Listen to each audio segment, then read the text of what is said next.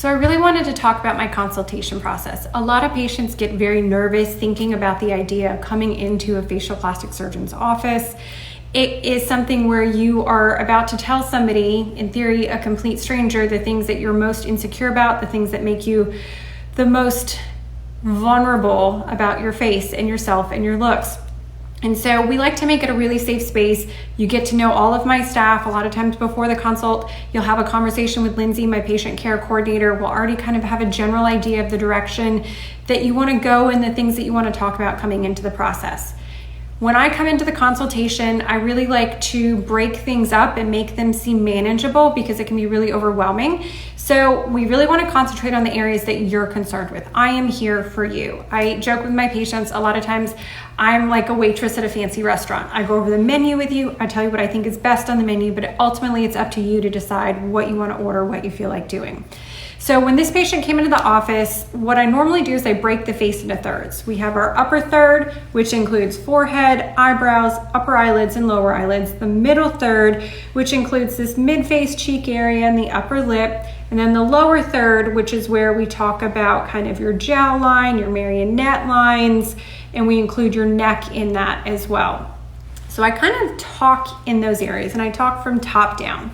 So when this patient came in and she had told me that she was eating healthier and exercising and had lost some weight and got really fit and was feeling really good, but didn't feel like her looks matched how she was feeling and just wanted my overall general opinion. We kind of broke things down and just went from the top down.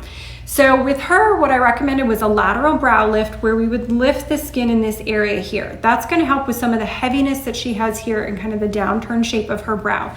It's a very conservative procedure. We make a little incision back here in the hairline and it just lifts just a little bit. What it does is getting rid of that lateral hooding and opening up the positioning of the brow. It also helps when we're doing an upper lid blepharoplasty, which is where we remove the extra skin of the upper eyelid. And you can see she's a little bit heavy here. You don't get a good view of her whole lid line.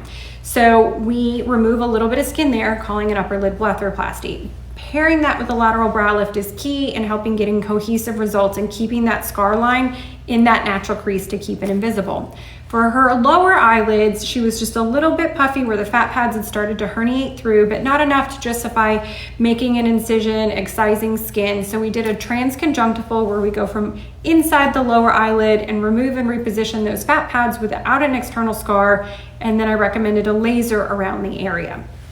That was her upper third. If you look at her eyes alone, just looking kind of from this level up, beautiful regenerative results.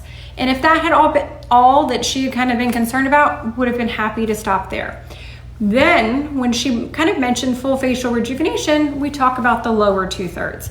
So that's where we get this mid-face involved. You can see here she had this really visible area, the zygomaticus cutaneous ligament. It's a ligament that we come through when we're doing an extended deep plane facelift.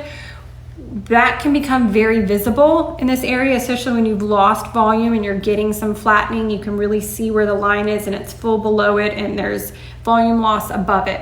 So that's something where we talked about what a mid facelift is, and that's part of an extended deep plane facelift. It's where we really come through that ligament and elevate these tissues.